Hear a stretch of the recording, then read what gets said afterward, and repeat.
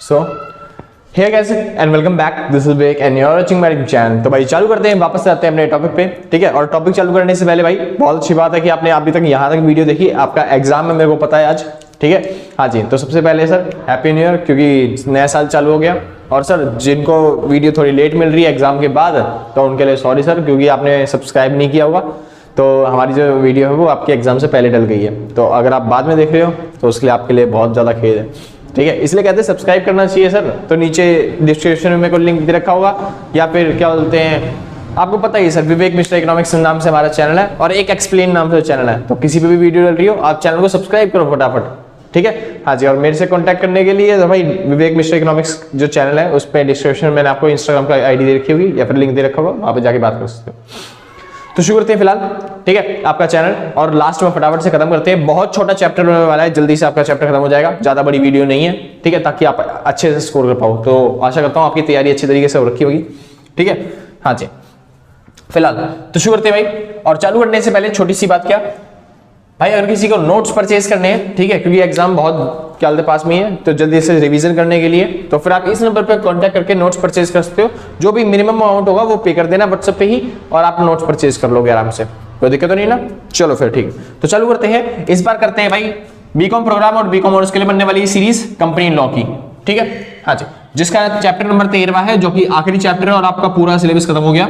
नाम है इसका वाइंडिंग अप, यानी कि हमने इसी के अंदर कंपनी को बनाना सीखा, कंपनी को संभालना सीखा, और अब कंपनी को क्या करने जा रहे हैं, खत्म करने जा रहे हैं, कंपनी का वाइंड अप करने जा रहे हैं। आसान है, ठीक। तो वाइंडिंग अप होता क्या है, सबसे पहले तो बात वही आती है। तो वाइंडिंग अप मतलब होता है भाई कंपनी को पूरी तरीके से खत्म करना, कि आगे वो कंपनी चलने वाली नहीं है, तो कोई भी कंपनी की एग्जिस्टेंस बच ना जाए, उसको मतलब कि वाइंड अप करना कहलाता है, यानी खत्म करना लॉ के पॉइंट ऑफ व्यू से। क्योंकि अगर कंपनी तो फिर भी रहती है, क्योंकि जो बिल्डिंग है वो तो खड़ी रहेगी अभी भी, लॉ के पॉइंट ऑफ व्यू से कंपनी पूरी तरीके से बंद हो जाएगी, ठीक है।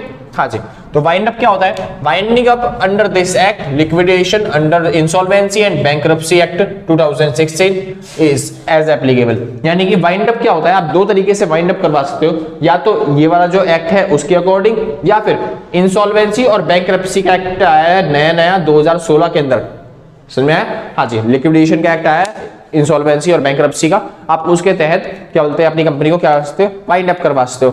तो दोनों तरीकों से ही, अगर कोई कंपनी, दोनों में से किसी भी तरीके से अगर कोई कंपनी खत्म हो रही है, वाइंड अप हो रही है, तो उसी को क्या कहलाएंगी वो, कि वो वाइंड अप है, ठीक है भाई। हाँ जी, शुरू करते हैं। बेसिकली वाइंड अप और डिसोल्यूशन में डिफरेंस क्या है समझिए। वाइंड अप मतलब होता है कंपनी की एग्जिस्टेंस कुछ खत्म करना, मतलब कि कोर्ट के हिसाब से, लॉ के हिसाब से एग्जिस्टेंस खत्म हो गई, यानी कोई भी कंपनी से ट्रांजैक्शंस नहीं कर पाएगा। आसान है, लेकिन बिल्डिंग तो वही रहेगी ना भाई। हाँ जी, तो बिल्डिंग नहीं टूट रही, अगर बिल्डिंग तोड़ रहे, बिल्डिंग को ही खत्म कर दे, यानी कि असेट्स वसेट्स कंपनी की सब चीज बेच रहे हो, तो उसे क्या बोलेंगे कि वो डिसोल्यूशन हो गया, यानी कंपनी पूरी तरीके से नष्ट हो गई। उसकी जगह कोई और कंपनी आ गई तो फिर उसे बोलेंगे डिसोल्यूशन हो गया, कंपनी खत्म पूरी तरीके से। आसान है। हाँ जी, वाइंड अप के बाद एक्चुअली में कंपनी वहीं पे रहती है, बस उससे कोई ट्रांजैक्शन नहीं करता, कोई लेन देन नहीं करता, क्योंकि वो धीरे धीरे खत्म ही हो रही है। यानी पहले वाइंड अप होता है कि लॉ के हिसाब से कंपनी खत्म, उसके बाद होता है डिसोल्यूशन, उनकी एसेट वैसेट को बेचा जाता है। आसान है, ठीक है। तो समझिए ध्यान से, तो वाइंड अप क्या है, एक प्रायर स्टेज है, यानी कि पहले वाइंड अप किया जाता है लॉ के हिसाब से, हम लॉ से लेके आएंगे भाई हम कंपनी बंद करने जा रहे हैं, तो फिर वो अगर अप्रूवल दे देते तब कंपनी को बेचा जाएगा, असेट्स को बेचा जाएगा, तो उसी को बोलते हैं डिसोल्यूशन। तो डिसोल्यूशन एक फाइनल स्टेज होती है जहां पे हमारी पूरी तरीके से कंपनी क्या होती है, बंद हो जाती है, ठीक है। लेकिन वाइंड अप क्या होती है, एक प्रायर स्टेज होती है, यहाँ पे कंपनी पूरी तरीके से बंद नहीं होती, कंपनी अभी भी चल, मतलब कंपनी होती है उस टाइम पे, बस खाली लॉ के हिसाब से हम ट्रांजैक्शंस नहीं कर सकते, लॉ के हिसाब से कोई भी काम नहीं कर सकते। हाँ, बंद करने के तो ट्रांजैक्शन करेंगे, मतलब बंद कर रही है जो उस टाइम पे, यानी खरीदने बेचने का काम करेंगे, असेट्स को, माल को खरीदने बेचने का काम नहीं किया जाएगा। तो ये प्रायर स्टेज है, ये फाइनल स्टेज है। यहाँ पे लीगल एग्जिस्टेंस कंपनी की नहीं होती, मतलब लीगल एग्जिस्टेंस खत्म हो जाती है कि लीगल तौर पे आप कोई काम नहीं कर सकते। हाँ जी, लेकिन कंपनी एक्चुअली में होती है वहां पे। जैसे फॉर एग्जांपल, जैसे मान लो जैसे मैं हूं और क्या बोलते हैं मेरा यूट्यूब चैनल है, अगर मान लो ये जो मेरी कंपनी है विवेक मिश्रा इकोनॉमिक्स के नाम से, ये जो मेरा चैनल है, ठीक है। हाँ जी, अगर आप इस पे गए और जैसे ही आपने चेक किया भाई सब वीडियो, मतलब कि यूट्यूब ने इस पे स्ट्राइक लगा दी और मान लो एक तरीके से बंद कर दिया पूरा चैनल, तो यहाँ पे क्या है, जो यूट्यूब चैनल है उसकी लीगल एक्सिस्टेंस खत्म हुई है, मतलब एक्चुअली में लीगल चैनल, ये जो चैनल है वो खत्म हुआ है, मेरा बोर्ड, मेरी क्लास खत्म नहीं हुई ना, वो तो वहीं पे रहेगी अभी भी। तो एक तरीके से डिसोल्यूशन कब होता है, जब मैं अपनी इन सब चीजों को बेच रहा हूँ, बोर्ड क्लास में अपने आप को बोल रहा हूँ भाई अब मैं नहीं पढ़ाऊंगा, छोड़ो, तो इसको बोलते हैं डिसोल्यूशन। आसान है, जब खाली यूट्यूब चैनल बंद हो रहा है तो फिर उसे क्या बोलते हैं भाई, लीगल एक्सिस्टेंस खत्म हो गई है कि अब ये पढ़ाएंगे नहीं, मतलब यहाँ पे नहीं पढ़ाएंगे, ऑफलाइन पढ़ा सकते हैं। आसान है फिलहाल, तो ये चीज है भाई। हाँ जी, तो वाइंड अप अलग होता है और डिसोल्यूशन अलग होता है। चलो करते हैं मोड्स ऑफ वाइंडिंग अप, खत्म कैसे किया जाए उसके तरीके। तो दो तरीके से कंपनी खत्म कर सकते हो आप। पहला, अगर ट्रिब्यूनल ने बोला है, अगर लॉ ने बोला है, कोर्ट ने बोलता है, एनसीएलटी ने बोला है कि आपको कंपनी वाइंड अप करनी पड़ेगी, तो वाइंड अप करनी पड़ेगी। हाँ जी, तो पहला केस क्या है, ट्रिब्यूनल के केस पे। तो अगर आपकी कंपनी ने कोई फ्रॉड किया है तब कोर्ट कह सकता है भाई आपकी कंपनी बेकार है तो इसको बंद कर दो, तो उस टाइम पे आपको कंपनी बंद करनी पड़ेगी। दूसरा तरीका, अगर आपके पास कंपनी आपकी प्रॉफिट नहीं कमा पा रही है या फिर आपके पास फंड नहीं आ पा रहा है इतना, लिक्विडेशन के थ्रू आप क्या कर सकते हो, बंद कर सकते हो। यानी आपके पास कंपनी में पैसा वैसा नहीं आ रहा, आप कितना प्रॉफिट नहीं कमा पा रहे, तो आप कंपनी बंद कर सकते हो। तो दो तरीके बंद करने के लिए, एक ट्रिब्यूनल के तौर पे और एक लिक्विडेशन के तौर पे। वैसे और भी तरीके हैं, जैसे गवर्नमेंट भी बंद करवा सकती है कई बार, वो भी ट्रिब्यूनल के अंदर ही आ जाता है। तो शुरू करते हैं। यहाँ पे देखिए, circumstance for winding up by tribunal. जो ट्रिब्यूनल है, जो कोर्ट है, वो किस किस सर्कमस्टेंस के अंदर, किस किस कारणों की वजह से हमारी जो कंपनी है उनको बंद करवा सकता है। तो पहला, स्पेशल रेजोल्यूशन पास करके ट्रिब्यूनल में, मतलब कि बंद कैसे किया जा सकता है, एक स्पेशल रेजोल्यूशन पास करिए, हाँ जी, ट्रिब्यूनल में भेज दीजिए कि ये जो कंपनी है कुछ गलत काम कर रही है, तो फिर वो कोर्ट क्या कर देगा, उसे बंद करवाने का ऑर्डर दे सकता है। उसके बाद फाइनेंशियल स्टेटमेंट, सॉरी यहाँ पे क्या, security of state. Security of state मतलब क्या है, मतलब कि यानी कि हमें पता नहीं चल रहा भाई, यानी कि जो कंपनी है वो लगातार ना क्या बोलते हैं, मान लो एक तरीके से लॉस कमा रही है, या फिर क्या बोलते हैं अपने जो स्टेक होल्डर है, या फिर जो नहीं, एक सेकेंड, बात क्या है भूल गया मैं। सिक्योरिटी ऑफ स्टेट मतलब होता है जो फिर कंपनी कुछ ऐसा काम कर रही है जिससे ना, मतलब कि कंपनी को प्रॉफिट की बात कर रहा हूं, कंपनी कुछ ऐसा काम करती है जिससे ना हमारे देश को या फिर क्या बोलते हैं हमारे शहर को या फिर हमारे एरिया को कोई नुकसान हो रहा है। यानी कंपनी ऐसे कुछ ट्रांजैक्शन कर रही है विदेशों के साथ जो हमारे दुश्मन कंट्री हैं। जैसे मान लो दुश्मन कंट्री, जैसे एग्जांपल के तौर पे मान लो जैसे इंडिया और पाकिस्तान का वॉर चलता रहता है, तो हमारे हिसाब से कई बार एनिमी कंट्री कौन सी बन जाती है, हमारे लिए पाकिस्तान। हाँ जी, तो उस टाइम पे अगर कोई कंपनी ट्रांजेक्शन कर रही है विदेशों के साथ, उस टाइम पे भी कोर्ट क्या कह सकती है भाई, सिक्योरिटी ऑफ स्टेट की वजह से ये कंपनी जो है क्या कर रही है, वाइंड अप करी जा रही है। आसान है, कंपनी को बंद किया जा रहा है क्योंकि ये दुश्मन कंट्री से या फिर हमारी सिक्योरिटी के लिए उतना अच्छा नहीं है, या फिर हमारी चीजों, हमारे देश की जो अच्छी चीजें हैं उनको लीक कर रही है, कहां तक, दूसरे देशों तक। आसान है, तो वहां पे भी कंपनी को क्या कर सकते हैं हम लोग, वाइंड अप कर सकते हैं। सिंपल था ना भाई, बहुत अच्छे। आगे चलते हैं, अगला आता है फाइनल स्टेज, मतलब फाइनेंशियल स्टेटमेंट। फाइनल स्टेटमेंट बोल दो आप। तो यहाँ पे अगर कोई कंपनी ऐसी है जो फाइनेंस स्टेटमेंट प्रिपेयर नहीं कर रही है, मतलब प्रॉफिट एंड लॉस नहीं बना रही है, बैलेंस शीट नहीं बना रही है, अगर बना भी रही है तो लगातार उसे लॉस ही लॉस आ रहा है, तो उस टाइम पे कंपनी को क्या किया जा सकता है, क्या बोलते हैं, बंद किया जा सकता है। अगली चीज, फ्रॉड। अगर कोई कंपनी फ्रॉड करने की कोशिश कर रही है तो कोर्ट उसे बोल सकता है भाई कंपनी को बंद करो। आगे चलते हैं, पिटीशन फॉर वाइंडिंग अप। कौन कौन अपील कर सकता है कि इस कंपनी को बंद करना चाहिए? क्या आप अपील कर सकते हो क्योंकि कोई कंपनी बंद होनी चाहिए? जैसे मैं हूं और मेरे को गुस्सा आ गया भाई, मैंने टाटा सर की कार ली, वैसे तो बहुत अच्छी थी लेकिन एक बार गाड़ी खराब हो गई और मैं चाहता हूं कंपनी बंद हो जाए पूरी, तो क्या मैं अपील कर सकता हूं? नहीं सर, ऐसा कुछ नहीं है। कौन कौन अपील कर सकता है वाइंडिंग अप के लिए, किसी कंपनी को बंद करवाने के लिए? तो समझिए, पहला, कंपनी खुद। अगर कंपनी को लॉस हो रहा है बार बार, या फिर कोई भी मतलब कंपनी को ऐसा लगता है कि हमें चलाने की जरूरत नहीं है इस कंपनी को, तो कंपनी खुद चाहती है उसको बंद करना, तो कंपनी खुद बोल सकती है हाँ जी मेरे को बंद कर दिया जाए, तो कंपनी खुद अपील कर सकती है अपने वाइंड अप के लिए। दूसरा, सेंट्रल गवर्नमेंट। अगर सेंट्रल गवर्नमेंट को ऐसा लगता है कि कंपनी में कुछ ऐसे चीजें हो रही हैं जो कि देश के लिए हानिकारक है, या फिर किसी भी चीज से अगर सेंट्रल गवर्नमेंट लगता है कंपनी बंद होनी चाहिए, तो सेंट्रल गवर्नमेंट अपील कर सकती है किसके लिए, बंद करने के लिए। उसके बाद ट्रिब्यूनल, लॉ को लगता है कुछ बंद करने के लिए, तो वो भी अपील कर सकता है और वो भी बंद कर सकता है। ठीक है, हमारी कंपनी को एनसीएलटी जिसे बोलते हैं। आज दूसरा एनसीएलटी पहले पढ़ रखे हम। ठीक है, रजिस्ट्रार। तो भाई रजिस्ट्रार भी क्या करता है, कंपनी को बंद कर सकता है, अपील कर सकता है। लेकिन जब कंपनी को अपील करता है रजिस्ट्रार, जब कंपनी को बंद करने के लिए अपील करता है, मतलब कि पिटीशन फाइल करता है, तो पिटीशन फाइल करने के बाद 60 दिन का उसको टाइम दिया जाता है कि भाई आप कंपनी को बताओ कि हम क्या कर रहे हैं, आपकी कंपनी को बंद करने जा रहे हैं। आसान है, तो रजिस्ट्रार को बताना पड़ता है। जैसे रजिस्ट्रार के पास ही जाते हैं हम बंद करवाने के लिए, हम रजिस्ट्रार के पास ही जाते हैं बंद करवाने के लिए अपनी कंपनी को, तो रजिस्ट्रार खुद भी हमारी कंपनी बंद कर सकता है, लेकिन रजिस्ट्रार को बताना पड़ेगा 60 दिन के अंदर हम क्यों बंद करने जा रहे हैं आपकी कंपनी को। ठीक है भाई, हाँ जी। आगे चलते हैं, पावर ऑफ ट्रिब्यूनल। कोर्ट की क्या पावर होती है हमारी कंपनी को बंद करने के रिगार्डिंग? तो जो हमारी कंपनी बंद होने जा रही है, कोर्ट उसको डिसमिस कर सकता है कि अब कंपनी बंद नहीं होगी। उसके बाद मेक एन इंटरम्यूट, हाँ जी हाँ जी, मेक एन इंटरमोटर। इंटरमोटर मतलब क्या होता है भाई, एक तरीके से कंपनी जो रजिस्ट्रार है वो एक इंसान को भेज सकता है जो हमारी कंपनी के वाइंड अप को संभाले, या फिर एक इंसान को भेज सकता है जो हमारी कंपनी को बैंकरप्सी होने से बचा सकता है। आसान है। हाँ जी, तो इसके पास पावर है, एक बंदे को भेज सकता है जो हमारी कंपनी को संभाल सकता है। अपॉइंटमेंट ऑफ प्रोविजनल लिक्विडेटर, वही है भाई, उसको क्या बोलेंगे, प्रोविजनल लिक्विडेटर बोलेंगे, और जो कि कौन अपॉइंट करेगा, ट्रिब्यूनल अपॉइंट करेगा। आसान है। हाँ जी, और इन सब के लिए इसके पास कितने दिन का टाइम होगा, 19 दिन का। अगर ये करना चाहता है, जब हमने पिटीशन फाइल करी किसी कंपनी को बंद करने के लिए, तो उसके पास क्या बोलते हैं, ट्रिब्यूनल के पास 19 दिन का टाइम होगा। 90 दिन के अंदर क्या कर सकता है, वो उसको बुला सकता है, मतलब कि एक अपॉइंट कर सकता है एक इंसान, या फिर जो उसको है पिटीशन को, उसको कैंसिल कर सकता है कि भाई आपको बंद करने की जरूरत नहीं है। ठीक है, आगे चलते हैं। जैसे कि फिलहाल वीआई और क्या बोलते हैं वोडाफोन मर्ज हुई थी, तो हेल्प कर दी ना लॉ ने, वैसे ही ये लोग हेल्प करते हैं भाई कंपनी को चलाने के लिए। आगे चलते हैं, बात आती है provision for winding up under insolvency and bankruptcy code 2016। तो इंसॉल्वेंसी और बैंकरप्सी कोड जो था हमारा 2016, जो नया अभी बना है, ताजा गरम।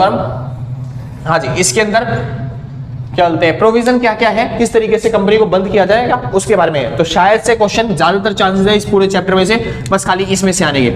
ठीक है, हाँ जी, तो ये वाला ध्यान से सुन लेना भाई, उसके बाद बाकी सब सही है। इसमें से उतना ज्यादा नहीं आएगा खास, मेरे को लगता है इसमें से आना चाहिए, क्योंकि भाई तो नया बना है, तो इस वजह से।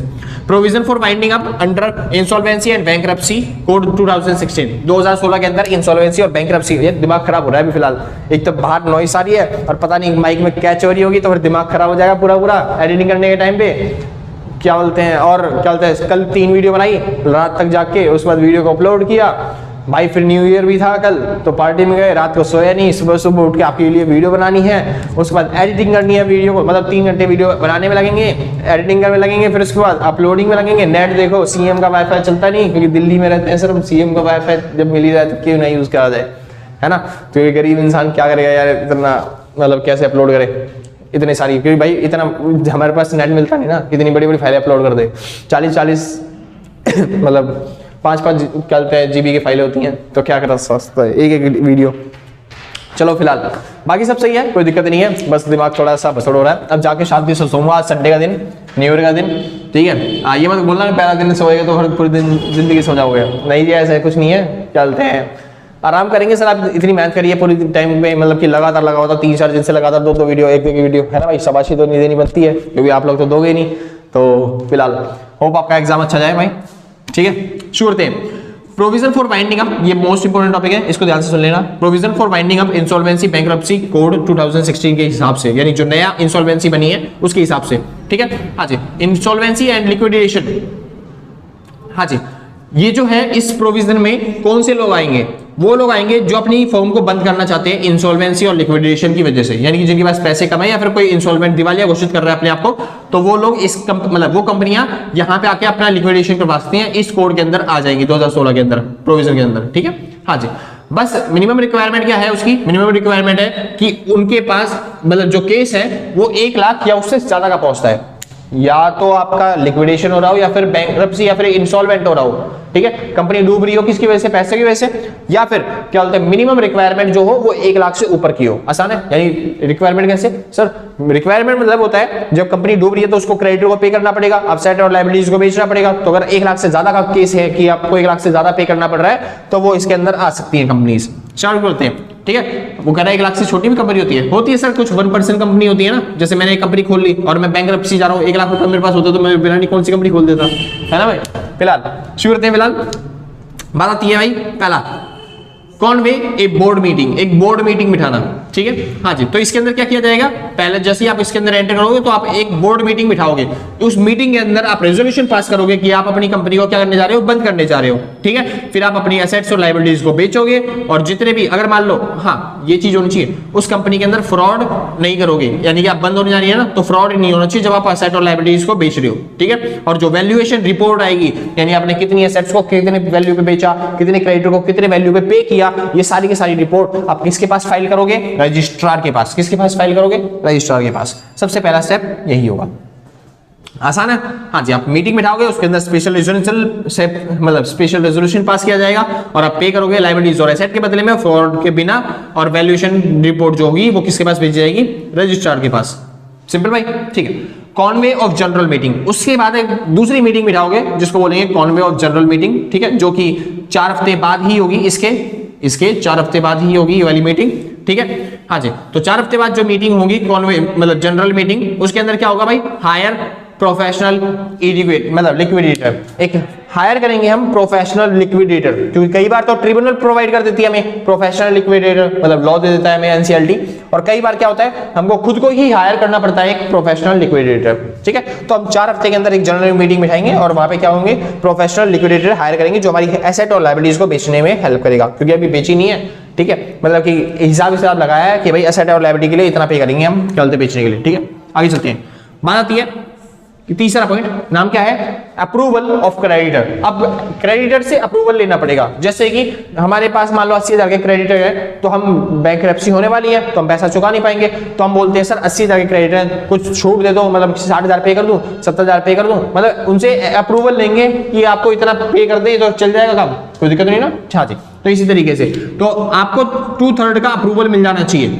जब आप वाइंडिंग करने जा रहे हो, वाइंडिंग अप करने जा रहे हो, उससे पहले 2/3 क्रेडिट का आपको पास अप्रूवल आ जाना चाहिए, हाँ जी भाई इतने पैसे लेने के लिए तैयार हो, ठीक है। हाँ जी, 2/3 आपके पास अप्रूवल आ जाता है तो आप क्रेडिट मतलब कि वाइंडिंग आप चालू कर सकते हो। उसके बाद अगला स्टेज क्या आता है, पब्लिक अनाउंसमेंट। तो जो आपने लिक्विडेटर हायर किया था ये काम क्या करेगा, इसका काम ही क्या है, पब्लिक अनाउंसमेंट बाय लिक्विडेटर। तो जो लिक्विडेटर आपने हायर किया है ये 5 दिन के अंदर अप्रूवल मतलब अनाउंसमेंट करेगा कि ये जो कंपनी है हमारी वो क्या होने जा रही है, वाइंड अप होने जा रही है, यानी कि बंद होने जा रही है, ठीक है। हाँ जी, और 30 दिन के अंदर डिस्कस करेगा ये काम किसके साथ, मेंबर्स के साथ, यानी कि जैसे ही लिक्विडेटर हायर किया 5 दिन बाद बताएगा हमारी ये जो कंपनी है वो क्या होने जा रही है, वाइंड अप होने जा रही है, ठीक है। हाँ जी, पब्लिक अनाउंसमेंट करेगा और 30 दिन के अंदर जो रिपोर्ट होगी वो सारी की सारी बनाएगा और उसको डिस्कस करेगा किसके साथ, मेंबर्स के साथ, जो भी उसके सब्सक्राइबर होंगे, ठीक है। हाँ जी, और जो रिपोर्ट वो बनाएगा वो डिस्कस करनी पड़ेगी उसे किसके साथ, ऑफिशियल गैजेट और जो वेबसाइट है उस पर डालनी पड़ेगी, जो कंपनी की वेबसाइट है कि भाई हाँ जी हमारी जो कंपनी है वो बंद होने जा रही है, ठीक है। हाँ जी, और उसकी फाइनेंशियल रिपोर्ट ये है। आगे चलते हैं, प्रोसीडिंग बाय लिक्विडेटर। उसके बाद लिक्विडेटर जो है ना वो आगे काम करेगा, जैसे कि लिक्विडेटर क्या क्या काम करेगा उसके बारे में जिक्र करते हैं। तो क्या क्या काम करेगा, पहली चीज प्रीमियरली रिपोर्ट, पहले रिपोर्ट तैयार करेगा, उसके बाद मेंटेन करेगा बुक्स को, जो भी क्या बोलते हैं वाइंड अप से रिगार्डिंग बुक्स है, ठीक है, जैसे कि प्रॉफिट एंड लॉस बनाना, बैलेंस शीट बनाना, और उसके बाद क्रेडिटर्स की डिटेल रखना कि कितनों को क्या पे करना है, स्टेक होल्डर्स को जो है शेयर होल्डर्स उनको क्या क्या सामान चाहिए, यानी कि भाई उनकी भी उम्मीद होती है ना थोड़ा सा पैसा हमें मिल जाए, तो उनकी क्या उम्मीद है, क्या क्या होनी चाहिए, तो ये सब संभालने का काम, मेंटेन करने का काम कौन करेगा, लिक्विडेटर करेगा। ये सारे काम है, मतलब ये दोनों काम बुक्स के और किसके, प्रीमियरली रिपोर्ट्स के तैयार करने के लिए, ठीक है भाई। हाँ जी, अच्छा लिक्विडेटर की ड्यूटीज और राइट्स क्या है उसके बारे में बात करते हैं, रिस्पांसिबिलिटीज और ड्यूटीज क्या होती हैं। तो लिक्विडेटर क्या काम करेगा, किस तरीके से करेगा, सुनिए ध्यान से। पहला, सब्सिस्टेंस ऑफ क्लेम, जो इंसान क्लेम करता है, यानी कि मेरे को इतना पैसा चाहिए वाइंड अप होने के टाइम पे, तो कोशिश करेगा उस तक वो पैसा पहुंचाने की। दूसरी चीज, और वेरीफाई करेगा जो उन्होंने क्लेम किया था क्या उसके वो हकदार हैं या नहीं। आसान है, लिस्ट ऑफ स्टेक होल्डर की लिस्ट बनाएगा कि हमारे जितने भी शेयर होल्डर हैं वो है कितने, ठीक है। हाँ जी, और उनके अकाउंट में पे करेगा मनी इनटू बैंक, यानी जो पैसा है वो उनके अकाउंट में पे करने की कोशिश करेगा, मतलब अभी पे नहीं किया, पे बाद में करेंगे, मतलब अभी लिस्ट बना रहे हैं स्टेक होल्डर कितने हैं और उनके अकाउंट में कितना कितना पैसा पहुंचाना है, ठीक है भाई। हाँ जी, जो एसेट और लायबिलिटी बेची है उससे जो पैसा आया है वो पैसा किसके पास पहुंचाना है, बैंकों में तक पहुंचाना है उनके। उसके बाद डिस्ट्रीब्यूट, अब जो पैसा है वो स्टेक होल्डर को बांट देगा, हाँ भाई एसेट और लायबिलिटी बेचने के बाद इतना पैसा बचा और हम पैसा क्या कर रहे हैं, बांट रहे हैं, चाहे वो क्रेडिटर को चाहे वो स्टेक होल्डर को। आगे चलते हैं, कंप्लीटेशन ऑफ लिक्विडेटर की कंप्लीटेशन क्या है, 1 साल के अंदर। हाँ जी सुनिए ध्यान से सॉरी भाई अगर बाहर से सो रहा हो ना, ठीक है। कंप्लीटेशन ऑफ लिक्विडेटर मतलब लिक्विडेटर अपना काम जो कंप्लीट करेगा वो उसके पास किस तरीके से कंप्लीट करेगा, समझिए। ये जो पूरी प्रोसेस है वाइंडिंग अप की, अरे यार ये जो पूरी प्रोसेस है वाइंडिंग अप की, ठीक है। हाँ जी, ये 1 साल के अंदर इनकी पूरी हो जानी चाहिए। कितने साल के अंदर, 1 साल के अंदर, यानी कि कंपनी, सॉरी भाई, तो कंपनी को बंद करने का काम कितने टाइम में होना चाहिए, 1 साल के अंदर कंपनी को बंद करने का टाइम हो जाना चाहिए। और उसके बाद मतलब बंद करने के बाद 15 दिन के अंदर आपको क्या करनी पड़ेगी, मीटिंग बिठानी पड़ेगी और बताना पड़ेगा हाँ जी हमारी एसेट इतनी थी, हमारी ये सब चीज इतनी थी और हम क्या करेंगे ये सब इतने टाइम पे आपको पे कर देंगे। मतलब ये तो ड्यूटीज थी ना भाई, इससे पहले ही तो मतलब इसको बताएगा मीटिंग में, तभी तो उसके बाद पे करेगा। ठीक है।